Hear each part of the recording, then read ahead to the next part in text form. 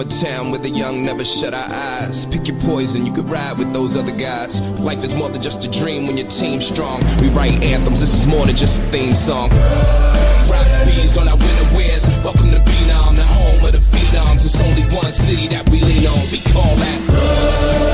That's what we call that. That's what we call that. That's what we call that. That's what we call that.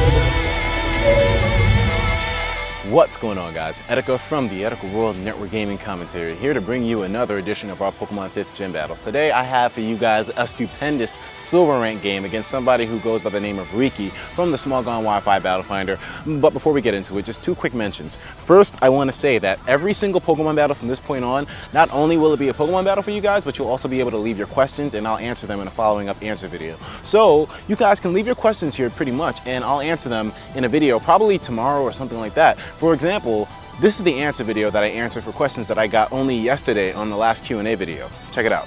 Jimmy Nutricity, who's a cool dude by the way, go check out his channel, ask, are you good at basketball? I will fucking kill you. The Marion 202 ask, and are you getting any of the new consoles? If yes, which one? I'm getting the Xbox One because I love how Microsoft is trying to milk my nipples for every single penny that I'm earning, which is pretty much nil. Like, I don't earn anything. But yeah, from that, you guys can see that I'm pretty much answering your questions on a regular basis now. I'm not going to be able to fit all your questions into one video, but at least I'm going to be able to answer them on a regular basis now. So you have that to look forward to.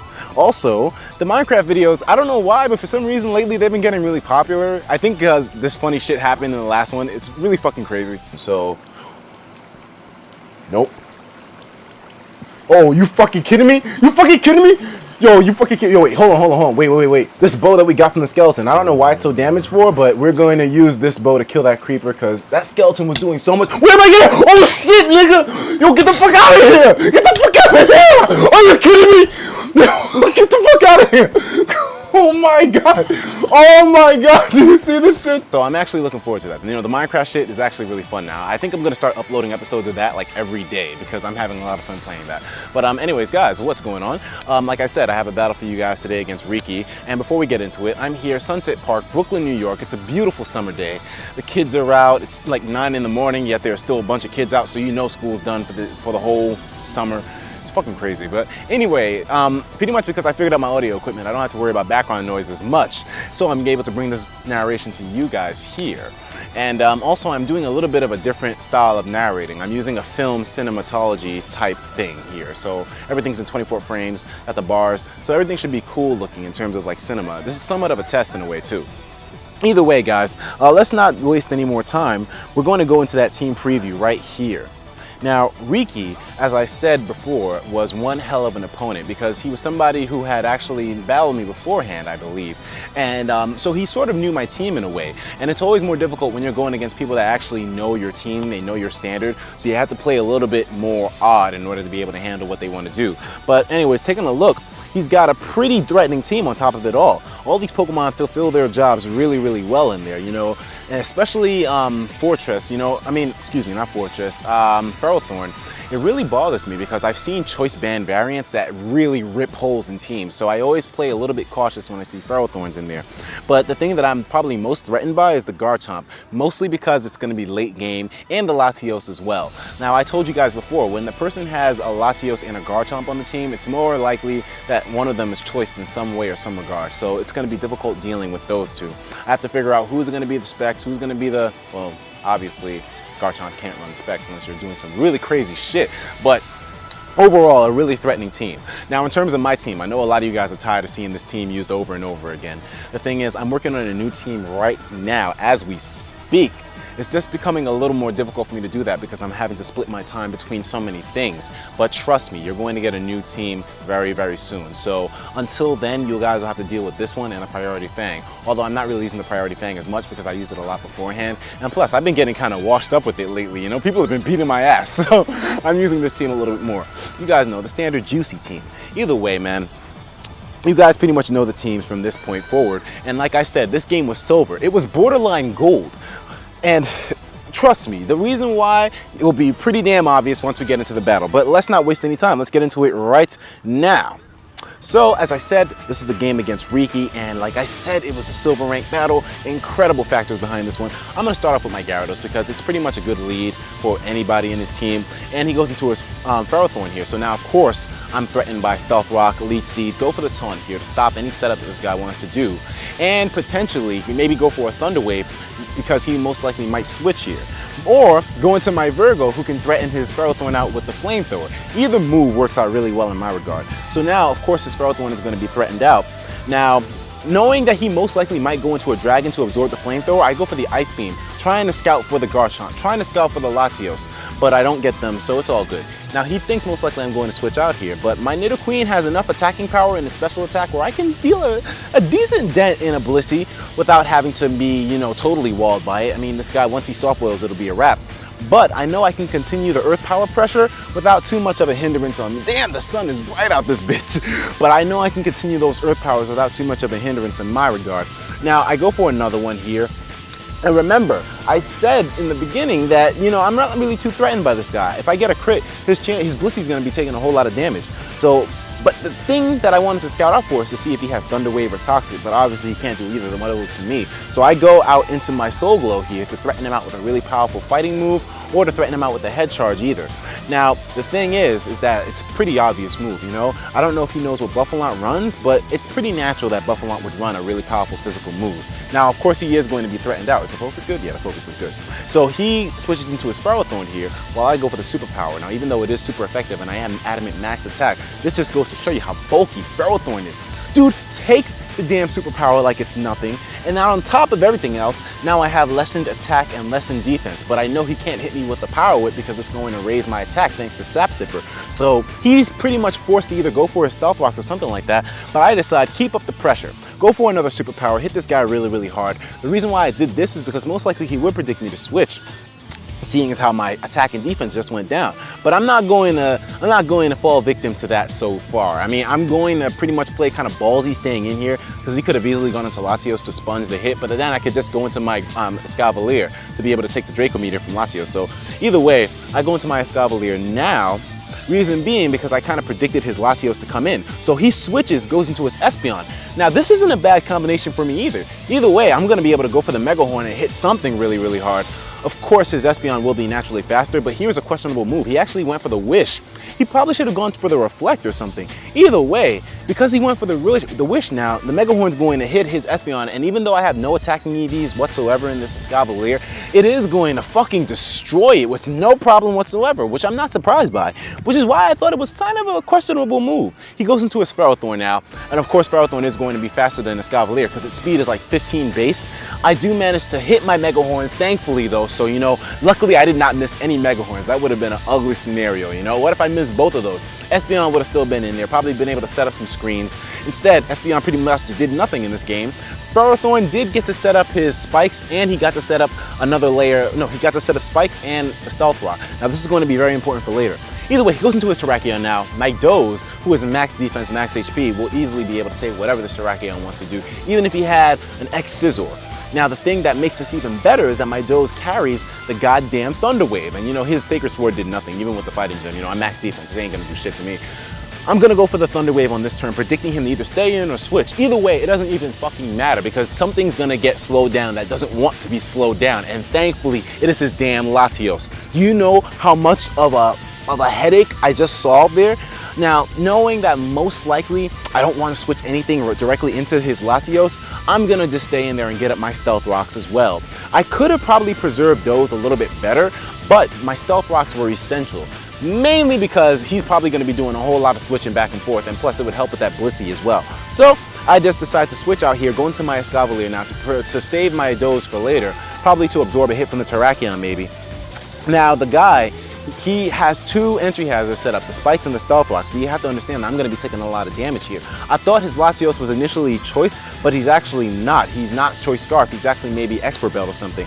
Either way, I'm going to go for the Iron Head here, predicting him to switch because I thought he was going to be choice locked onto the Ice Beam, but he didn't, obviously, so I'm kind of threatened out here now because, you know, I'm probably going to lose my Escavalier, but it's okay, because Escavalier's main purpose was to take down Latios and Espeon, and Escavalier did both of those. Guinevere, you are such a...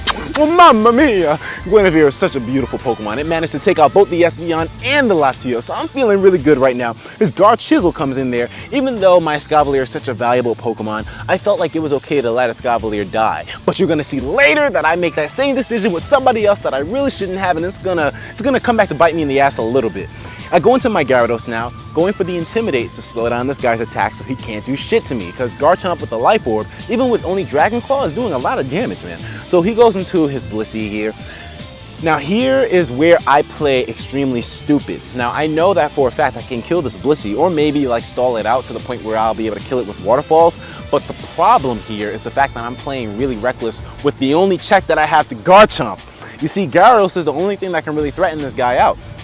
At this point, I had my Buffalont left, and I was putting a lot of value into my Buffalont because I thought it could live a Dragon Claw from the Garchomp later on, even if it was stuck in there with it. So the reason why I didn't just go into Buffalont to threaten the Blissey out is because I thought that Buffalont would be more essential to killing the Garchomp than Gyarados would. But Gyarados is more essential to killing Garchomp than Buffalont is, because it'll be able to slow down that attacking power that it has with the Intimidate and make it easier for one of my revenge killers like Juicy to come on in and blast the Garchomp out of here.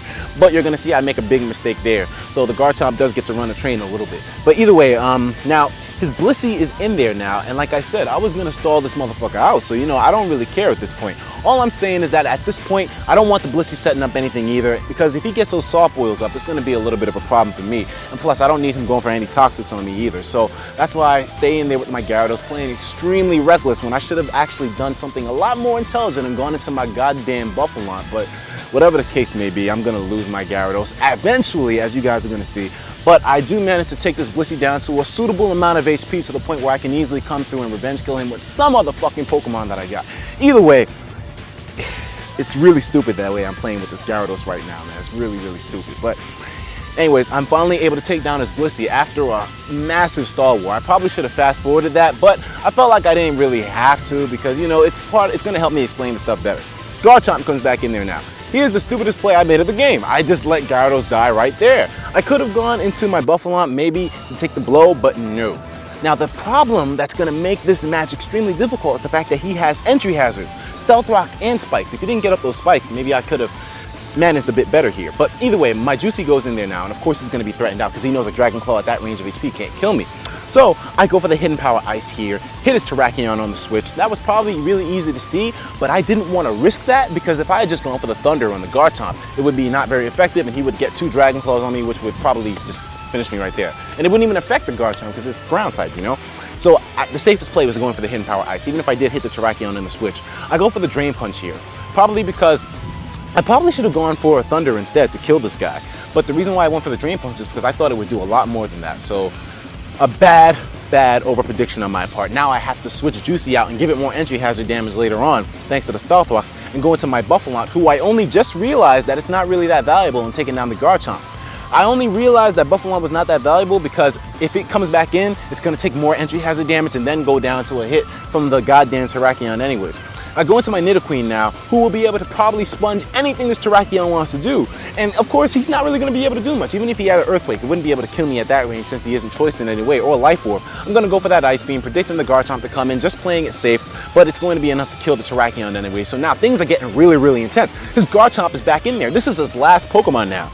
The problem with this whole scenario is the fact that his Garchomp now pretty much has no Intimidate on him thanks to my Gyarados dying. So I'm going to have to find a way to slow down this Garchomp by using my Pokemon with hoping that he doesn't kill somebody in one hit.